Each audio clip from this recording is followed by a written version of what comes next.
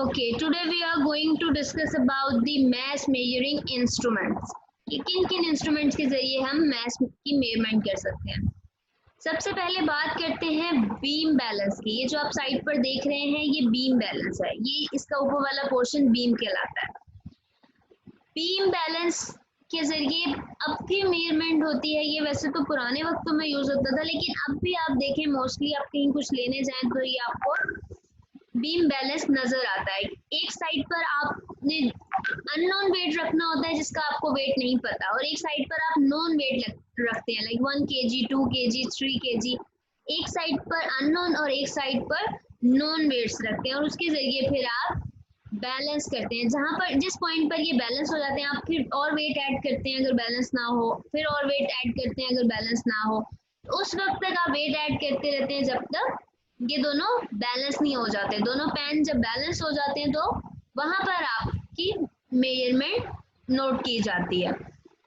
ये तो है बीम बैलेंस जो कि पहले यूज होता था, अब बहुत कम हो गया। ठीक है, नेक्स्ट आते हैं फिजिकल बैलेंस पर। फिजिकल बैलेंस क्या?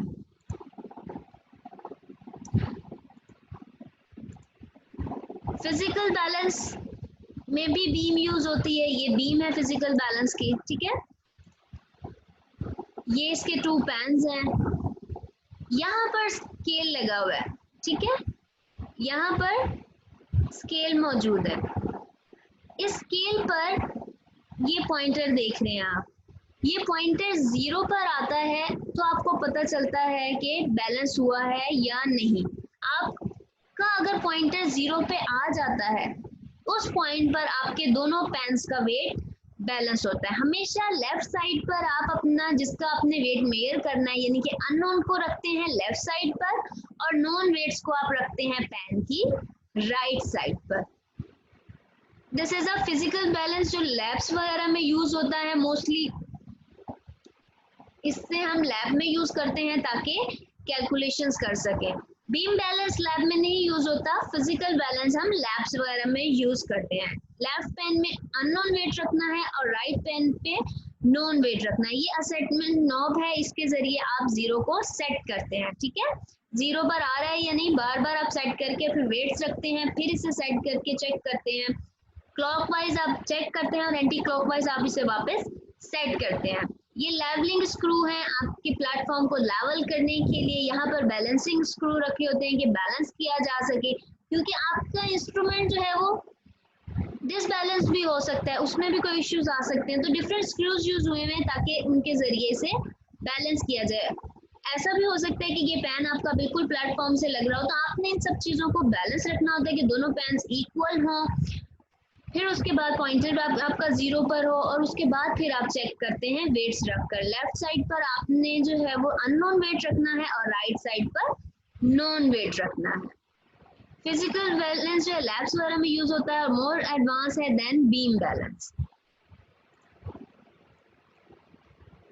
अब फिजिकल बैलेंस में आप कैसे मेजरमेंट करते हैं उसकी एक एग्जांपल आपकी बुक में दी हुई है। पहले तो आप लेवलिंग स्क्रू को एडजस्ट करेंगे, ठीक है, ताकि आपका प्लेटफॉर्म लेवल हो जाए। फर्स्ट वन आपने सबसे पहले लेवलिंग स्क्रूज जो आपके फिजिकल बैलेंस के नीचे लगे हुए थे उन लेवलिंग स्क्रू से इसे बैलेंस करना है ताकि आपका प्लेटफॉर्म बैलेंस हो सके। उसके बाद जो असर्टिंग नॉब है उसको क्लॉकवाइज घुमाना है और उसे चेक करना है कि वो 0 पर है, पॉइंटर 0 पर होना चाहिए। पॉइंटर 0 पर है तो दैट मीन्स दोनों साइड बैलेंस्ड है। पॉइंटर 0 पर है तो दैट मीन्स दोनों साइड्स बैलेंस है। तो आपने वो चेक करना है बाय अरेस्टिंग नॉब्स। ठीक है, अरेस्टिंग नॉब के जरिए आपने उसे चेक करना है। उसके बाद आपने क्या करना है, turn the arresting knob to bring the beam back on its position. ठीक है, उसके बाद पहले आप असर्टिंग नॉब को जब क्लॉकवाइज घुमाएंगे तो आप चेक करेंगे कि पॉइंटर 0 पर है, जो बीच में एक पॉइंटर था यहाँ पर स्केल शो हो रहा था। ठीक है, तो आपने इसको अरेस्टिंग नॉब के जरिए अरेस्टिंग नॉब को क्लॉकवाइज घुमाएंगे और चेक करेंगे कि आपका ये 0 पर ही आ रहा है, यहाँ 0 की रीडिंग होगी। ठीक है, अगर यहाँ आपकी नीडल आपका ये पॉइंटर 0 पर आ रहा है तो दैट मीन्स आपका बैलेंस है। अगर नहीं बैलेंस तो फिर आप उन दोनों पैन्स को बैलेंस करेंगे।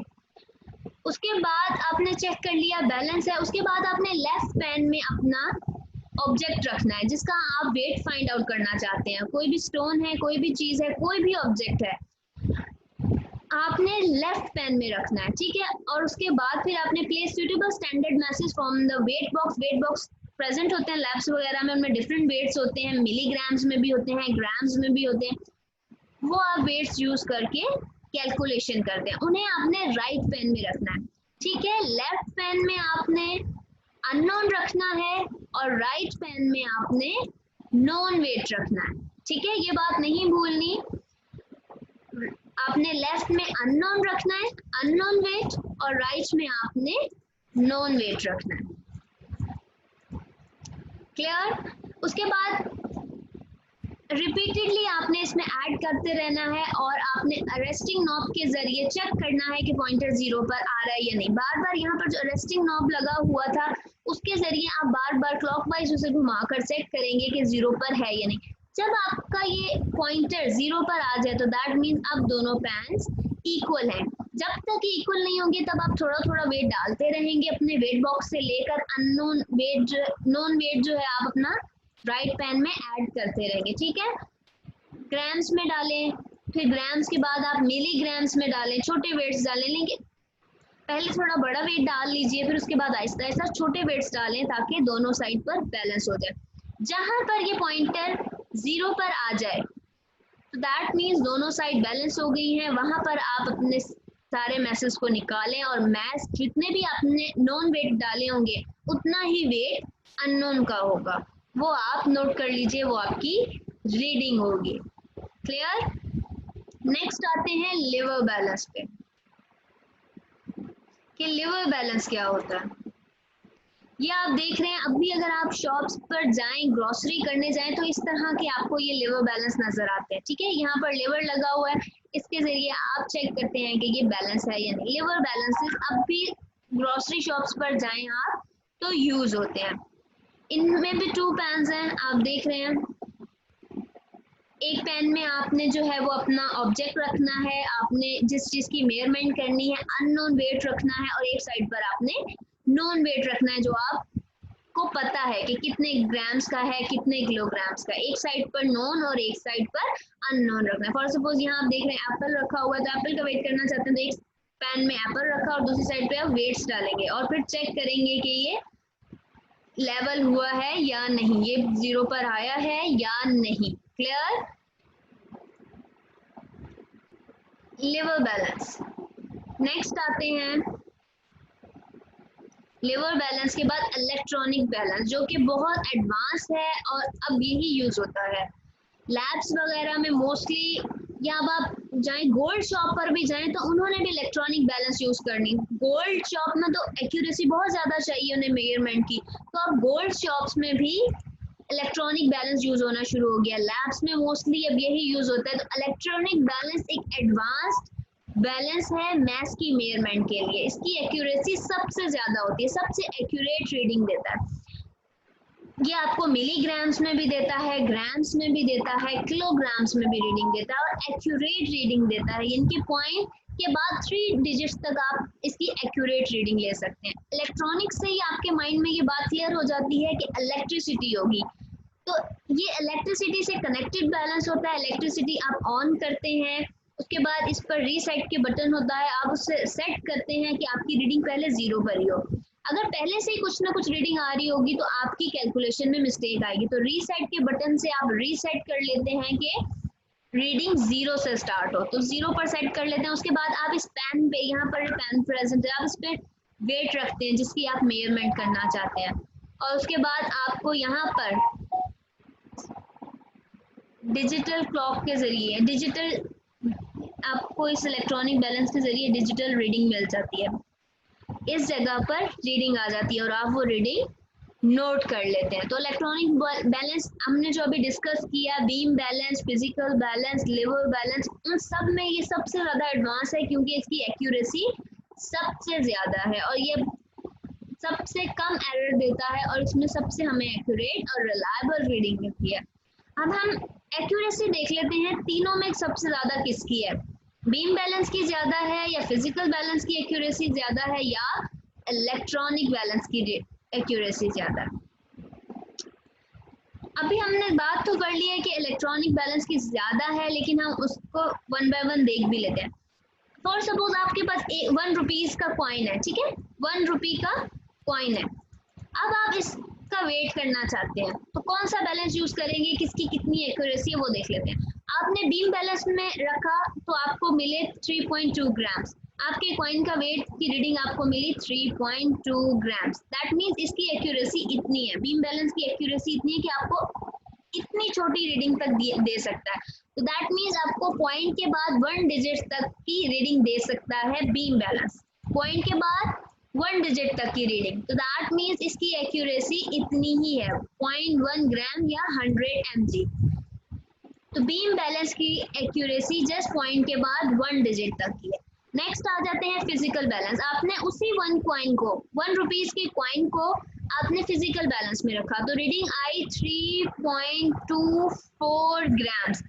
बीम बैलेंस के जरिए आपको जस्ट 2 मिल रहा था, पॉइंट के बाद 1 डिजिट तक वैल्यू मिल रही थी, लेकिन जब आपने फिजिकल बैलेंस यूज किया तो आपको 3.24 यानी कि 2 डिजिट्स तक एक्यूरेट रीडिंग मिली। That means physical balance beam balance से ज्यादा एक्यूरेट है। दैट मीन्स 0.01 ग्राम तक की छोटी रीडिंग आपको फिजिकल बैलेंस से मिल सकती है। इतनी एक्यूरेट, पॉइंट के बाद 2 डिजिट्स तक एक्यूरेट रीडिंग आप इससे ले सकते हैं, और 10 mg तक, ठीक है। 0.01 gram is equal to 10 mg, इतनी एक्यूरेट रीडिंग आप फिजिकल बैलेंस से ले सकते हैं। लास्ट आते हैं इलेक्ट्रॉनिक बैलेंस पर। इलेक्ट्रॉनिक बैलेंस आपको कितनी एक्यूरेट रीडिंग दे सकता है।